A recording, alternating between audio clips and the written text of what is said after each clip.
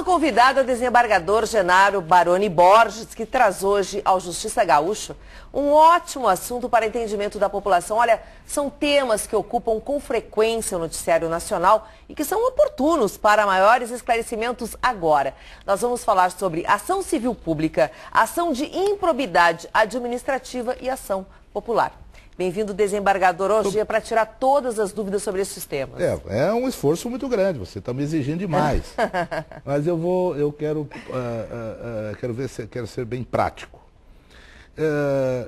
Na legislação brasileira, no contexto legislativo brasileiro, existem três modalidades ou três espécies de ações que protegem os interesses públicos. E quando eu falo em interesses públicos, eu falo no interesse do erário, eu falo no interesse do consumidor, eu falo no interesse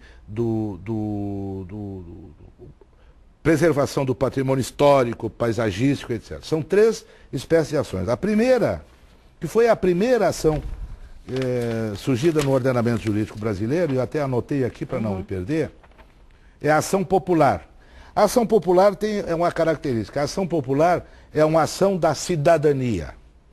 Só pode propor o cidadão. Quem é cidadão? O eleitor. Não basta ser brasileiro. Ele tem que ser brasileiro e eleitor, porque ele tem que ser cidadão. Esta ação, essa ação é de 1965. É a Lei 4.714, que regula a chamada ação popular, que é o meio constitucional que é posto à disposição do eleitor, do cidadão, para invalidar atos ou contratos administrativos ilegais ou lesivos, aí sim, ao patrimônio da União, do Estado e dos municípios. Ela tem toda uma tramitação que não interessa para o caso. Então esta foi a primeira ação primeira vez que se dispôs no Brasil sobre uma ação com esse propósito, de defesa do patrimônio público, seja material, seja imaterial. Depois disso, em 85, veio a chamada ação civil pública. A ação civil pública, ela é uma ação interessante. A ação civil pública se chama uma ação instrumental. Ela disciplina as formas de acesso ao judiciário para leis pré-existentes que defendem vamos supor, tem uma lei que defende os prédios históricos de uma cidade. O município dispõe que determinado prédio histórico há de ser preservado.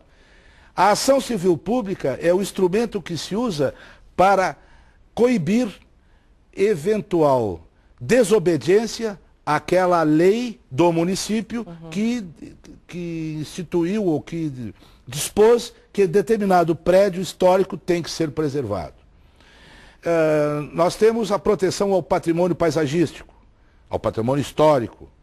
A questão, por exemplo, a proteção a agentes poluidores, contra agentes poluidores. Tem toda uma legislação contrária para preservar o meio ambiente, né?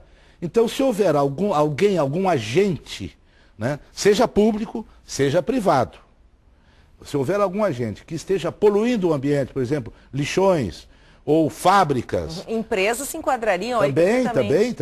Se tem uma empresa que está poluindo um determinado ponto da cidade, né, por emanação de gases, por poluição sonora, tá?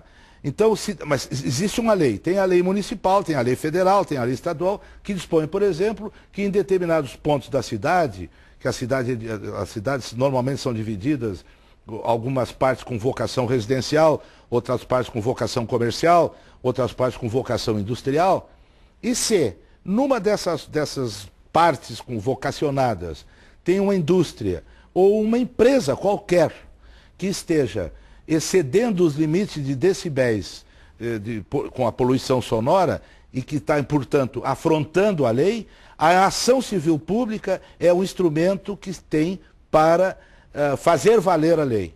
Então, a lei da ação civil pública, ela se volta, seja para o poder público, em qualquer esfera, estadual, federal ou municipal, e autárquico, né?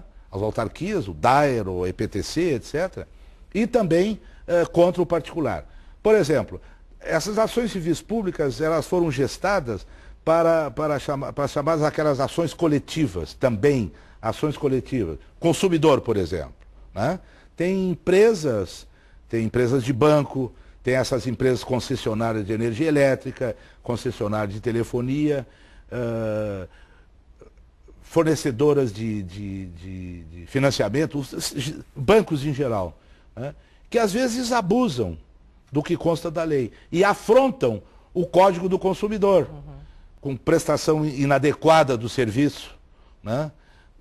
Por qualquer circunstância. Isso está na lei por exemplo, na lei do consumidor, o direito ao consumidor, né? Está disposto ali que o consumidor tem direito aos serviços adequados, etc, etc. Né? A questão, por exemplo, da garantia, né, do produto, por vício do produto ou do serviço, né?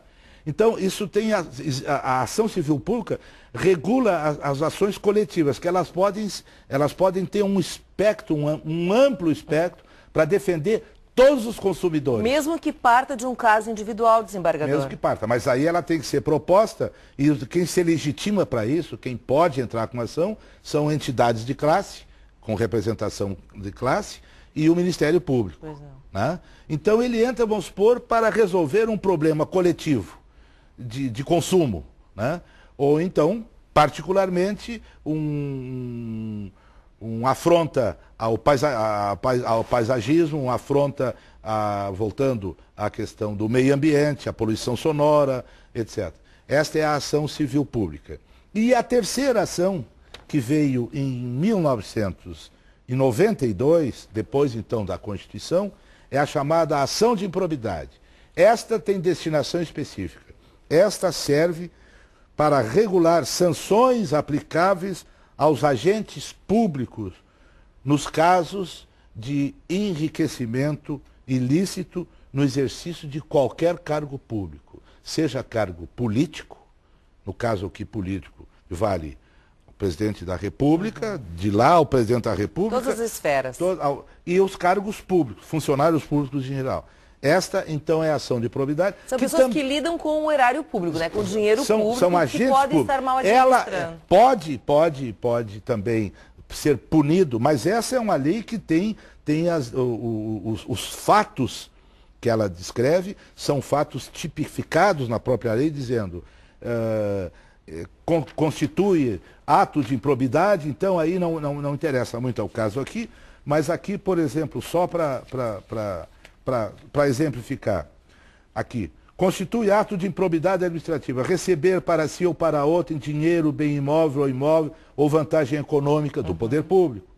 Receber vantagem econômica para facilitar a aquisição, permuta de imóvel. Adquirir para si ou para outro no exercício mandato, o cargo ou emprego, bens de qualquer natureza, cujo valor seja desproporcional à evolução do patrimônio ou à renda do agente público, etc. Eles são todos atos ilegais, esses que o senhor são está atos descrevendo que são agora. tipificados nos artigos 9º e 10º da Lei de Improbidade, que tipificam ações de improbidade, ou atos ímprobos. E depois, então, a partir daí, se cometer um desses atos que são apurados nessa ação de improbidade, que é impropriamente chamada ação civil pública de improbidade, ela não é uma ação civil pública, ela é uma ação de improbidade típica, né? Esses atos, acaso cometidos, e apurada a responsabilidade do agente político ou público, a própria lei já aponta as punições, que vão desde perda dos valores, ressarcimento integral. Quer dizer, tem que devolver aquilo que não lhe pertence. Ele tem que ressarcir, ele tem que devolver, e ele tem punições como perda do cargo e perda dos direitos políticos por determinado tempo. Então são essas três ações que protegem o patrimônio público em geral, seja o patrimônio específico do erário, o patrimônio público das entidades públicas, seja o patrimônio da população em geral. E também na ação civil pública, apenas esqueci disso aqui. A ação civil pública, que o espectro da ação civil pública foi ampliada depois com o Código do Consumidor, A ação civil pública também se presta para a defesa de alguns interesses individuais, alguns direitos individuais, aí por obra do Ministério Público, que são as ações para idosos. Por quê? Porque a Constituição protege o idoso. E o Código do Idoso, ela impõe ao Estado deveres com relação ao idoso. Quando descumpridos, a ação civil pública é o meio próprio para corrigir a eventual desobediência ao Estatuto do Idoso. Mesma coisa com o Estatuto da Criança e do Adolescente.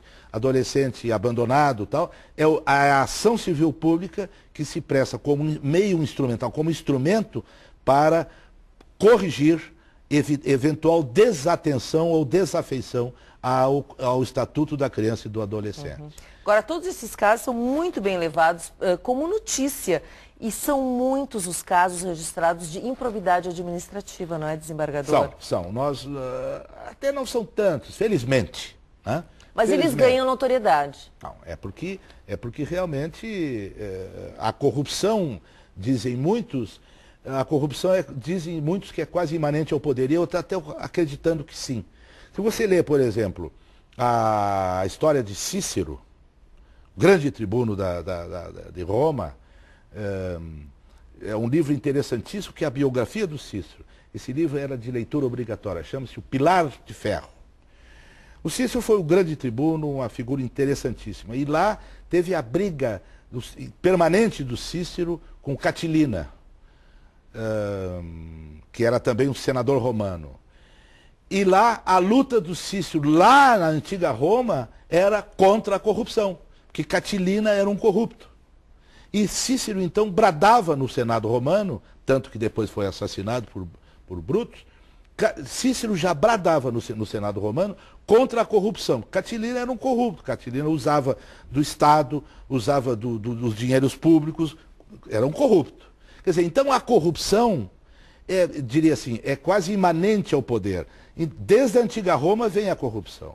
Se for ler a biografia de Cícero, vai se ver o que Catilina fazia e o que Cícero dizia, as famosas catilinárias, onde ele ia para o Senado e fazia discursos tenebrosos contra Catilina, né? Bradando contra a corrupção. Não tinham esse instrumento de controle e para coibir a corrupção. No Brasil, nós já temos agora a chamada Lei de Improbidade, que é uma lei dura, é uma lei draconiana, é uma lei pesada, porque ela impõe o dever, pune o agente público com a devolução, com o ressarcimento do erário e pune com a perda dos direitos políticos e do cargo. Mas não prevê restrição de liberdade. Não, ela tem um viés punitivo, mas ela não chega a tolher a liberdade. Ela não vai ao ponto de penalizar com a restrição da liberdade, com a punição, por exemplo, com a cadeia, né? Para usar a expressão mais correta, com a punição, não vai. Ela simplesmente, o propósito é ressarcir o erário e tirar esse cidadão do meio ambiente político, tirando do cargo, ele perde o cargo, seja de prefeito, seja de vereador, até de governador, né? E perde os direitos políticos, ele perde a cidadania por um determinado prazo. São prazos limitados, são 5 anos. Mas isso não importa a punição. A punição vai no Código Penal e, com relação aos prefeitos, no Decreto-Lei 201, que aí sim está prevista a pena de perda da liberdade. Quer dizer, então aquele cidadão, aquele eleitor que se sentir atingido por atos, como esse que nós acabamos de descrever aqui, ele tem a seu dispor a ação popular. A ação popular. Ação popular. Ele aponta o ato, que tem que ser um ato ilegal e lesivo ao patrimônio. Não basta ser ilegal. Porque pode o administrador cometer uma ilegalidade que não importe em lesividade. A ilegalidade pode ser coibida por outros meios que não a ação popular. A ação civil popular tem que combinar a lesão e a ilegalidade. No caso desses lixões que tanto se discute hoje pela sua localização, a falta de um local adequado, isso se prestaria? Olha, isso mais para a ação civil pública, porque o lixão que polui, ele tá afrontando a lei que preserva o meio ambiente. Então aí nós temos a ação civil pública, que é o instrumento para fazer valer a lei que preserva o meio ambiente. Esse é mais próprio da ação civil pública.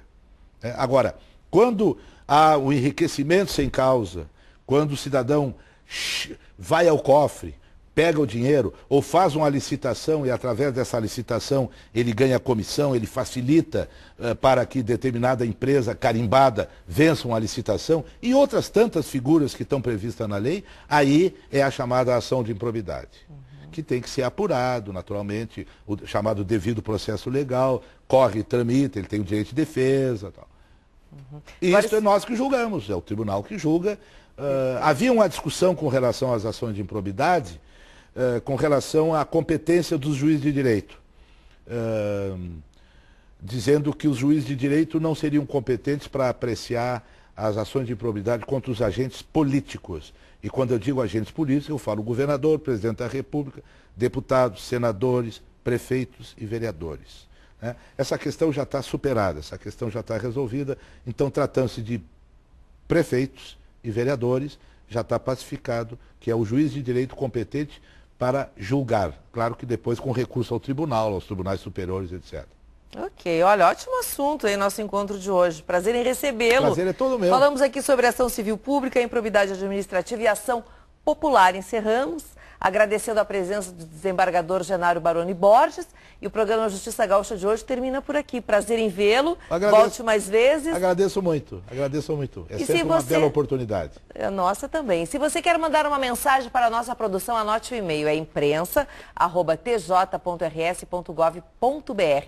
Muito obrigada pela sua atenção e até nosso próximo programa.